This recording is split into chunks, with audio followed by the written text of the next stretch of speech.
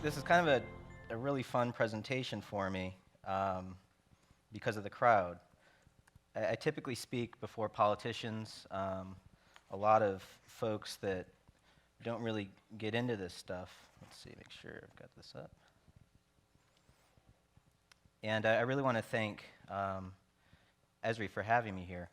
In particular, I want to thank John Harrison, Christian Carlton from the Charlotte office, Chris Whitkins for helping us with the model, we're going to get into some CityEngine, Brooke Patrick's, Jack for his vision for all of this, and also definitely Shannon, who I feel like has become sort of a groupie. I've seen you at several conferences talking about this stuff, and I get excited about this work.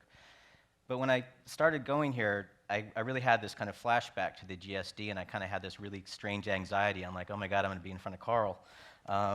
So I kind of dug out my design with nature and dug back into it to make sure that I got it right. And what was fascinating getting into it is going back and looking at it with career experience and re-investigating McHarg. And one of the things that's kind of amazing is the things that he talks about that I wasn't conscious of in grad school. And I just want to read this quote. The objective of an improved method should incorporate resource values, social values, aesthetic values, in addition to the normal criteria of physiographic, traffic, and engineering considerations. He goes on to say the word value 364 times in this book. Think about that. What is value? How do we determine value? What are the values that we talk about in our community? So that's kind of my investigation. It's my challenge to you all to talk about this.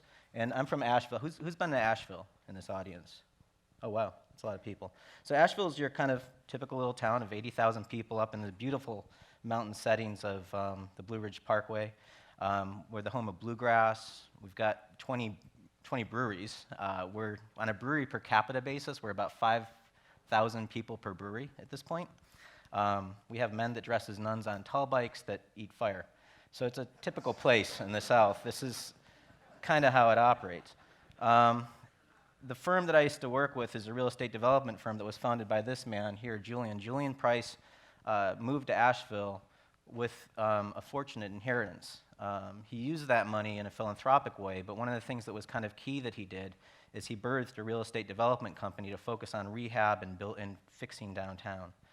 So I was fortunate enough to have a position there as the new projects director, working for Pat Whalen, who would use the methods to make this realization happen. So 75% of our money goes into the sticks and bricks. We fix buildings. You see them all here. We do 25% of our money, we seed entrepreneurs. We get businesses going in the ground floors, like the first vegetarian restaurant that a bank wouldn't loan money to. So that's kind of what we were doing at a ground level. And we were doing it in a pool of resistance. Our downtown had been forgotten about, the people that were there. There was a resistance moment not to go back to that downtown. Don't do that here. We'll never go back down that road of urbanism. Our de facto motto was that will never work here. Don't even try. So this is what downtown looked like. This is one of our buildings before and after. Upper story apartments, bookstore, restaurant in the ground floor. Those apartments are 400 to 600 square foot units. We were told they would never work. They've been 99% leased up ever since. We basically followed the rules of urbanism to make the projects happen. The other thing that was interesting about Julian, he's since passed away, but he was kind of an activist, and he had his own magazine. And I love this quote in his magazine. And again, he's trying to educate the citizens about what the importance of cities are. And I'll read you all this quote. Among cities with no particular recreation appeal, those that have preserved their past continue to enjoy tourism. Those that haven't receive almost no tourism at all. Tourism simply doesn't go to a city that has no soul. Right? Just let those words wash over you for a second. Interesting enough, he quoted Arthur Frommer in 1993. 15 years after he passed away, Frommer's magazine would list us as the number 5 place in the country to visit. This year, we were listed as the number 1 place in the country to visit by Frommer's magazine. This is what the change of your community can bring for you. Now, that's all fine and good. How do you communicate to people that are at both ends of the spectrum? On the right, they don't like downtown. On the left, all developers are evil. How do you communicate to them? For us, we take an agnostic approach and we just give them the data. So we've kind of moved into a new direction of going away from the print media, and PowerPoint is our weapon of choice in our community. And first I'm going to start with a little test here. So for those of you that have actually seen me present, no shouting out this answer, but I'm going to give you about 5 seconds to take a look at this kid's puzzle that I'm about to show you and tell me how many shapes you see in this next image. So for those of you that have seen this before, no shouting out the answers, but for the rest of you, this should, an articulate crowd should be able to figure this out. So tell me how many shapes you see in this next image. Ready, go. Is that the statistics guy? Okay, we had 42 was a quick answer. Who else? Anybody higher or lower? 5, 7, 8. Anybody want to go higher than 42? Lower than 8? How many kids were on the school bus? Anyone? What time was it on the clock? See, you have to realize at the end of the day, we're an irrational being. We're a species that operates in an irrational way. But we have these tricks, these behavioral mechanisms that make us survive. I just used one against you. I gave you a question. The questions that we ask steer the reality that we look at. You didn't see the 5 kids on the bus. You didn't see that it was 10 after 10 because I didn't ask you that question. When we're doing city design, when we're talking about cities, when we're talking about communities, what we put as a value starts at the question that we ask, and that's how you got to get people to see that. Do you see what I'm talking about? So what I want to challenge you with is, what is a city? That's my question. And for me, a city is a finite boundary of land that has to be managed. It's essentially a farm, right, that grows a crop of buildings. So there's a cash flow behind all of that that works with going on in the city. So my task here is to explain that cash flow. Incidentally, you can probably tell that I voted for Robin yesterday in his presentation. So back to what cities are. This is straight out of Oxford Dictionary. Incorporate, constitute a company, a city, or other organization as a legal corporation. We're all shareholders in these corporations. Our company is a $12 million shareholder in a $14 billion corporation. I'm a $250,000 shareholder just out of my neighborhood. So my community is worth $12 billion. If Asheville were in the stock market, it would be worth 3 times the Donald. Did y'all get that? So that's what my community is. Think about your community. So if we think about the products that we're growing, the buildings, this is one of our buildings that we rehab.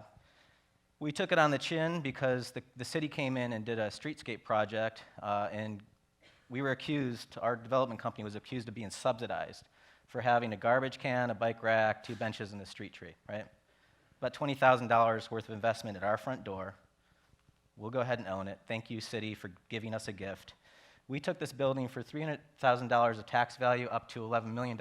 That represents a 3,500% tax hit for us to do the right thing, right? We could look at that as a tax penalty, or we could say our community can now afford 3,500% more stuff. You want to build a bike lane, you want to do any work, great. It's a community gift. We're growing community wealth. And people say to me like, well, Joe, that's $11 million. We've got this Walmart over here that's worth $20 million, double our building's value. Okay, fine. Here's the Walmart. This is our building. This is my house. That's my wife, Caroline. These are my 2 dogs. They think they're lions. They're very weird dogs, by the way. It's interesting living with a behaviorist. But so, you know, Caroline and I pay $2,000 in taxes. We're on a 1/10 of an acre, right? Walmart pays $220,000 in property taxes. Well, these are apples and oranges. How do we make them apples to apples? Well, if I had a 1-acre cookie cutter that just fell from space and landed in my neighborhood, it's going to grab 10 houses, right? Y'all follow me? We're all paying $2,000 in taxes or $20,000 an acre in taxes.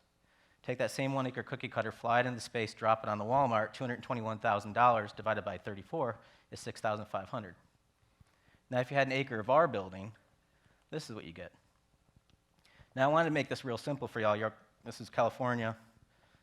This joke may work. If I had an acre of land to grow something here, what are you going to grow? And you go for the cash crop, right? It's real simple. So I know y'all are saying, well, that's fine, Joe. That's property taxes. What about retail tax? Everybody's chasing retail. All right, let's get rid of me and Caroline because we don't sell anything. Now, the misnomer is we chased the wrong number. We're looking at this and going, wow, $77 million worth of sales there. Now, again, that's over 34 acres. The other thing is the city only gets a portion of that. pull the numbers on it, you're getting this, which is a bigger number than the city's property tax, or a total nut of $51,000 an acre of total taxes coming out of that Walmart. Go out to look at the property taxes on our building, add the retail taxes, you're cooking with gas, jobs per acre. I mean, how do y'all want to look at it? When you put the data and the numbers side by side, the choice is pretty clear what you're going to go for. Did y'all get this? So how do we articulate this in the community? Well, that's just the city side. There's also a county nut that comes with this too, because the city sits on top of this other corporation called the county. So just doing the math on this, we see the city resident, on average, is a greater contributor of county taxes per acre than a county resident. Incidentally, we like to pick on the Biltmore estate and their lovely tax break that they have here, but that's an inside joke for Asheville. America's biggest house needs the biggest tax break. But getting into Asheville Mall, this is why a politician might choose the mall, right? You see the county taxes to the mall versus residential. What a good deal. Y'all follow me? Let's go into the downtown, because the downtown's paying county taxes too. This is our building and county taxes versus the mall. So what we found is what's good for downtown is great for the city, but it's unbelievable for the county. This isn't scary math that I'm doing here. I don't have a finance degree. I have an urban design degree and an architecture degree. Just digging into the numbers and looking at this and taking that chance of asking that question, a new reality emerges. And what we're doing is we're comparing things and making land the efficient value on a per unit basis. Now, we do this with cars, right? If we were all to compare these cars and say, what's the miles per tank? Well, we'd all be driving Ford F-150s. But you know the lunacy in that because everybody's got a different tank size, right? So we do it on a per gallon basis because that gasoline's a finite commodity, and it makes the cars on an efficiency basis, miles per gallon, different question, different numbers, different results. That the Isetta, sorry for the Prius owners in this audience, but the 1955 Isetta gets 70 miles per gallon. Y'all follow me? So we've done this all across the country. We've actually done several California towns. The numbers that we see, taking all of that data and mashing it up, for every dollar of county taxes a county resident pays per acre to the county, a city resident's paying about $5, the Walmart's about $6, the mall's about $9. As soon as you get to a two-story building, what you see is not a proportional growth, but an exponential growth. That value is there, we're just not reflecting it. So just breaking down the humble rules the relentless rules of humble arithmetic, to quote Chief Justice Brandeis, the math will show you what's going on. So I'll run through an example. We did some work in Sarasota, Florida. I have with me Joshua McCarty, who works with me in all of this, and it's kind of the magician behind a lot of this work, so he's here to talk with us about it later. In Sarasota, if I were a developer building this godforsaken place, this is actually somewhere in Arizona, but let's just stick with me here. If I'm building this, I've got soft costs and hard costs. I build it, I keep a ledger of all of those costs, and I divide it by the rooftops, add my profit, there I go, right? That's development. When the government gets this thing plugged onto the street, do they do the same thing? Anybody got an answer to that? It's no, they don't. They send out an assessor to say what's it worth, they put a percentage on top of it, and that's how they do government. But if they were to do the cost and say what's our service costs, what's our hard cost, the roads to get out here, what does it cost me as a corporation to service your development, and we're going to bill you appropriately? That seems like simple logic, right? I'm not the first person to come onto this idea. It actually goes back to this guy with this document. 1973, the Nixon administration published the cost of sprawl document. Did y'all know that? Well, some of you did, yeah. Carl. Interesting they didn't teach us this at the urban design department. You should let Krieger know about that. So in Florida, they did a localized version. This is James Duncan, did this report for the state, basically costing out from downtown to the burbs. We took a couple of examples here. Again, this is really quick math that we did for them. Grab downtown, grab the suburban environment. We went out to the suburbs, grabbed some multifamily, 357 units. I said, let's do an apples-to-apples comparison. Taking the same number of units, we went into downtown, pulled out 357 units, and let's run the math on this. So from a land consumption standpoint, the downtown is in the dark green, the suburban is in the light green. You consume 1/10 the land area for the same number of units. From a government perspective, it costs me 57% as much in infrastructure, Yeah, we just went right into the taxes, just went right to the assessor's files, pulled them, ran the numbers. We were making 870% more money out of the downtown stuff versus the burbs, right? So if this is my mortgage, and this is Josh's, this is my annual payment, this is Josh's, how long will it take the two of us to pay off our mortgages at that rate? It takes me 42 years. It takes Josh 3. Now, the dirty little secret here is the street only lasts 35 years. So Josh, I haven't even made it through my payment period before I need more infrastructure from you all. Did y'all get that? But in real estate development world, when I have cost, revenue, and time, I can do an ROI. What's my return rate on this investment as a public corporation? It's basically an 18% return rate for the downtown stuff. You're not even achieving inflation with the suburban environment. I was presenting this in Idaho, and there were people like, Joe, look, these are way too many charts for us. Just kind of make it simple. Year 20, what does it look like? This is what it looks like at the municipal coffers. You've essentially produced $34 million worth of wealth with the urban environment. You're still in the hole $5 million with the suburban pattern. Did y'all get that? Got awfully quiet. I'll make maps, trust me, we'll get there. Going back to McCard, I mean, read this. This is incredible. We have but one explicit model of the world, and that is built upon economics. Money is our measure. He said it. So how do you map that? So when you look at the city, we can put the city aside, and we can strip out the layers, right? We can do what we've done. We can map the infrastructure, the buildings that come onto the infrastructure, and then we can do the ologies. We can do hydrology, geology, right? What we specialize in is basically getting in the middle of all this stuff and looking at the policies and mapping the tax productivity. We show the map of the finances. We map the money for the whole entire region. So this is an old concept. This is original Geodesign 101 right here. Back, I think we're going back more than 100 years to 1748 to Giambattista Noli, where he made a tax map of Rome. In urban design school, we're trained about the open space as a figure ground, blah, blah, blah. But at the end of the day, they're taxing people on the black stuff and not taxing people on the white stuff. And immediately, right away, if anybody's ever been to Rome, to Palazzo Farnese, I can't walk into that courtyard. They're not being taxed on it. It's essentially a privatized gift from the government. It's one way to look at the map. That you can see financial and policy decisions writ large in a figure ground. Do y'all follow me? So we did the analysis in Austin, Texas. This is their mile per tank map. And by the way, if anybody wants copies of this, we'll just give you a PDF of it. This is the way that politicians typically look at the county. Again, this is the county map. So you see these really potent, expensive properties out here, but they're huge properties. That's not fair. Let's go back and do the mile per gallon or the value per acre map. This is the map changes. And when we go to the community, we don't even bother with this. We get through the maps. You all can read maps. But for the communities, we do this. We just, this is going into ArcScene and basically doing an extrusion. And I just ask the audience, I'll ask you, can you all tell me where downtown is? That's it. That's all you have to do.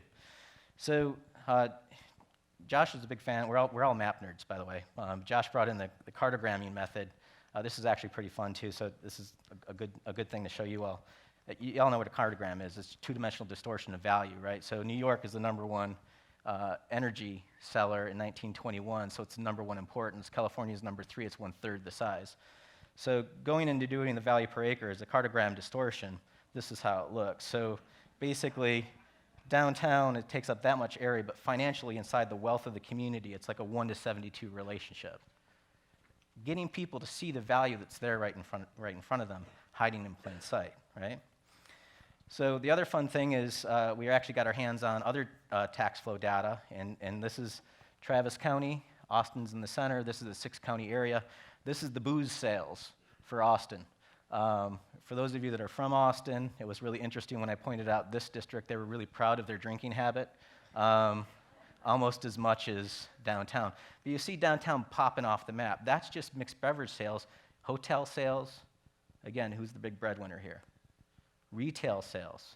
I was blown away by this. Now, what's interesting is, check out that. This is the 6-county area, and because the model got so huge when we got into retail tax, we had to distort the model to shrink it down to 1/2 the width.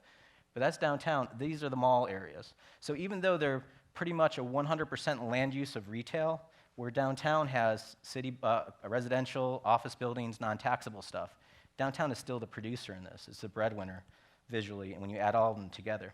Now let's run through a couple of examples. So here are your usual suspects. We've got the Walmart at about $800,000 an acre, the Power Center at about 1.2 million, and then the mall at about 2 million, right?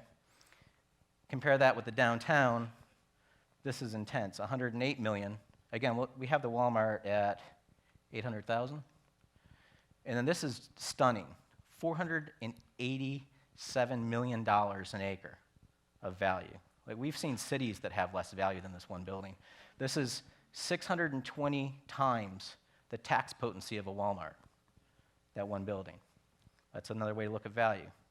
What we found interesting in Austin is the value of history, the value of those buildings that culturally we know who we are, the buildings you'd put on a postcard, right?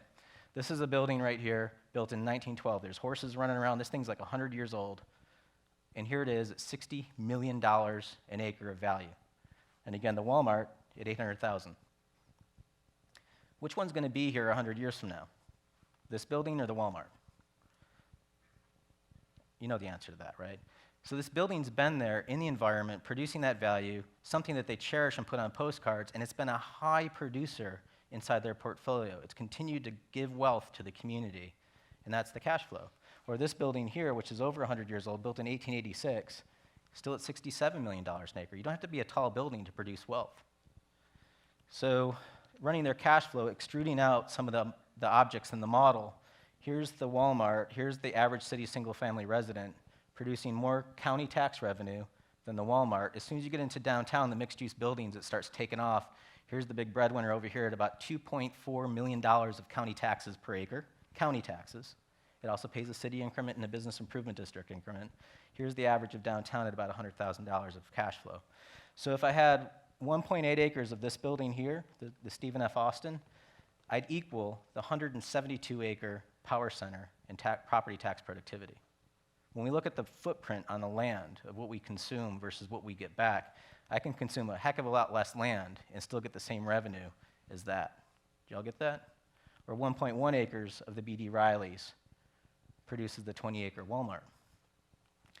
So people have asked me, they're like, well, Joe, that's fine. You know, people like suburban development. That's what they want. And it kind of made me think of the Christmas Carol with the Ghost of Christmas Future. What if somebody built an entire county of suburban, low-rise, low-density development? And we got our case. Josh and I were working on Gwinnett County, Georgia. If anybody knows Gwinnett County, Georgia, it's northeast of Atlanta. I mean, they seriously told me, they're like, look, we're rural people in Gwinnett County. We're not city people. I was actually asked during my report to not use the word urban, city, town, or municipal in my conversation. And I was like, all right. And we're like, whatever you think you are, that's great. Lawrenceville is the county seat at 30,000 people. And we pulled their data. We're like, okay, well, y'all are 800,000 people in your county. And I'm just from a town of 80,000 people. I'm like, you're 10 times our size. You're huge. Like, no, we're rural. We're 460 square miles, Joe. We're big. So on a per mile basis, Gwinnett County is about 1,900 people per square mile, which is less than DeKalb County, which is where Atlanta is. So okay, I'll give you that. You're less dense than DeKalb. But what's crazy is we went into our data set and we pulled the numbers and did the math. And when I was presenting to the community, I was like, I got just one question for y'all. Y'all are 1,900 people per square mile, which is 200 people per square mile denser than Mecklenburg County, North Carolina. What's in Mecklenburg County? Charlotte. I'm like, how the hell did you guys get denser than Charlotte without making a Charlotte or a Nashville or an Austin or a Raleigh or an Asheville or heck, not even a Chapel Hill? This is mind-blowing to me. Can y'all tell me that? Like, how could you do that? And so Josh did the model, and I was just like, holy cow. It's just like, that's all I can see is yellow. And I was like, usually I see a spot, I can tell where downtown is or the city is. So I was like, Josh, turn the model around. So he kind of, leaned it on its side and then flat. And I was like, this is just like a big, thick carpet through the whole thing. And that was their choice. This is their policy choice, right? This is what we typically see. Can you tell me where downtown Chapel Hill, downtown Carborough, or even downtown Hillsborough is? I can see downtown, Main Street. in all of these models. They didn't have a spike. So, I don't know, this is maybe just a little bit egregious, but just to rub it in a little bit, we're like, okay, so y'all are pulling a whopping $8 million an acre is your highest value in your entire community. These places are all less dense, right? So to put the models side by side on the table and look at Nashville, Austin, and Lawrenceville, and we call this our economic heart monitor. We're like, let's check your pulse. So this is how it looks. And Nashville's pulling 192 million an acre. Austin's pulling 476, and I'm like, y'all are flatlining at 8. Did y'all get this? These are conscious decisions they're making of their own community wealth and what they're harvesting. So we have to make it so that people can measure this stuff, they can see it. And to take that to the final extreme, in Chattanooga we were doing a study. Here's their downtown. This is their hipster area across the river, their Brooklyn over there. And this developer from Atlanta was proposing a Publix grocery store, which is a regional chain. Typical suburban design, flat parking lot box, right? Here's the site.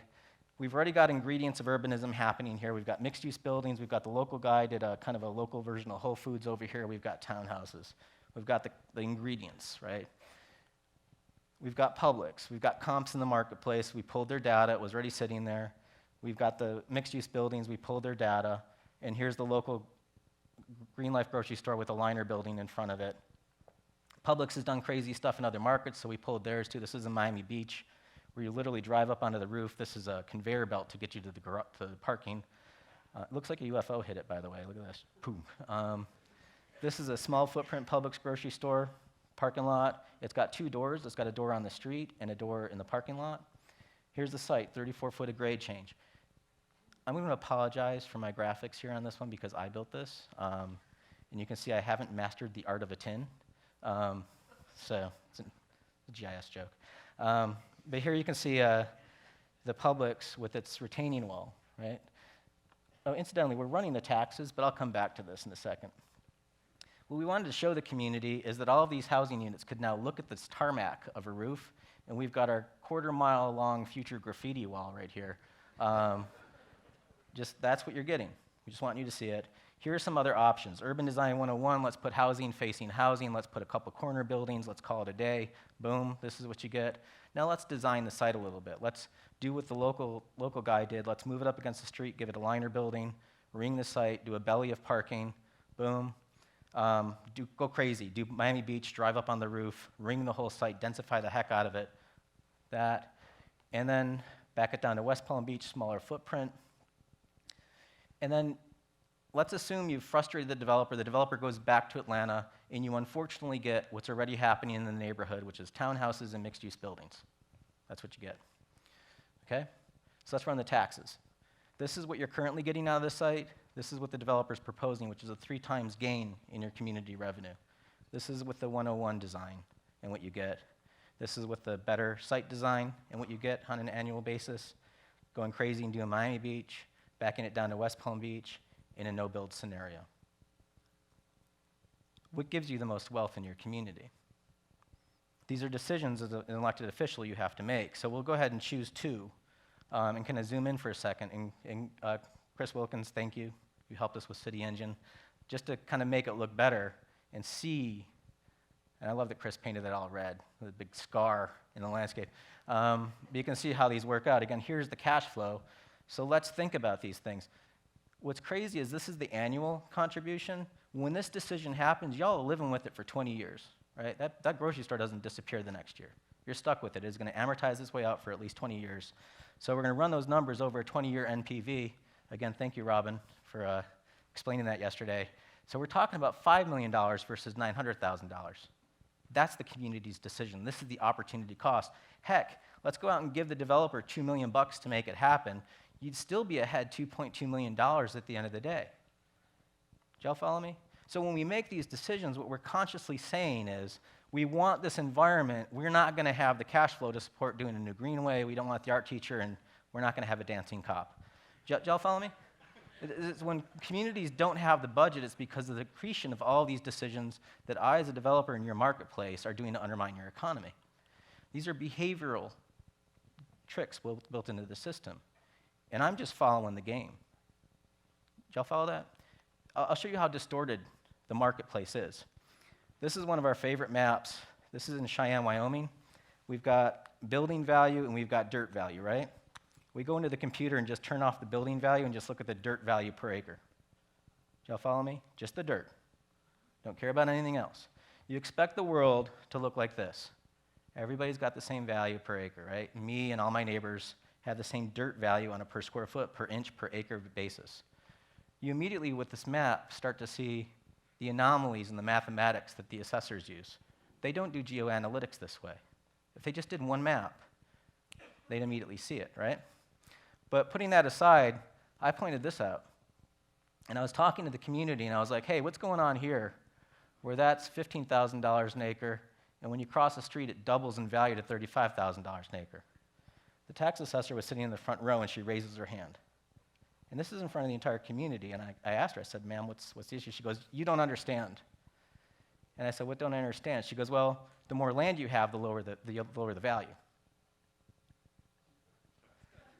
The mayor just about spat coffee through his nose. It was really kind of funny. Everybody in the room laughed. I was like, really? I can have 3/4 of a mile of a street here, 3/4 of a mile of street here, another half mile and half mile. I've got 3 miles of your infrastructure. I've got the biggest site, which probably means I got the biggest capacity. I can put the most stuff on the site, right? My planning director would probably agree that more stuff means more commerce means more trips means more accidents. I get more firefighters dedicated to my building. I don't have to pay for it. I got more commerce, more theft, more police calls. I don't have to pay for it. So you're going to give me a discount because I happen to have the biggest property. She's like, yeah, that's our standard. I asked her, I said, so where'd you get this standard from, by the way? You know, just to tell you what a nerd I am, I presented this at the International Association of Tax Assessing Officers. I got the same response from the audience. They're like, we have no idea where it came from. And I said, well, who knows? And they're like, well, you should probably talk to Larry Clark. I'm like, really, Larry? They're like, yeah. So I go talk to Larry, and he's like, yeah, that doesn't make sense. This is what happens inside the way that we design cities. We just have to ask that question. These aren't invisible market forces steering me as a developer to do something. These are all policies that direct me, and sometimes for unintended consequences. So what's crazy to me is we should have seen this coming. We've already just gone through it. Why did the recession happen? Why aren't we doing anything different now than we did 10 years ago or 20 years ago? And this is the Atlantic out of 1920. They got it right. Leverage was not the problems. Incentives were and still are. We still have to deal with these things. And I think it's the challenge of our profession as geodesigners. If we want to move the mouse, we have to move the cheese. So just to close, for those of you that are from Redlands, y'all are worth $7.3 billion.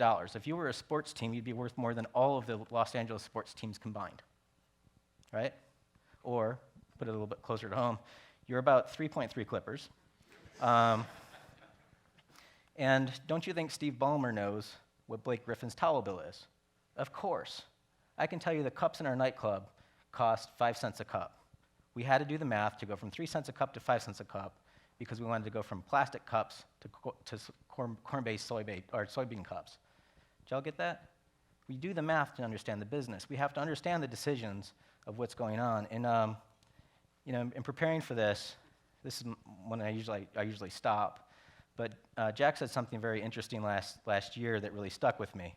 And he said, if you put it on a map, people get it quickly. We've seen this time and time again when we make those three-dimensional models of the taxes, people get it. They understand what's going on at a bigger level. And I really think we need a new bumper sticker for our office, maybe saying, do the map. So thank you for your time.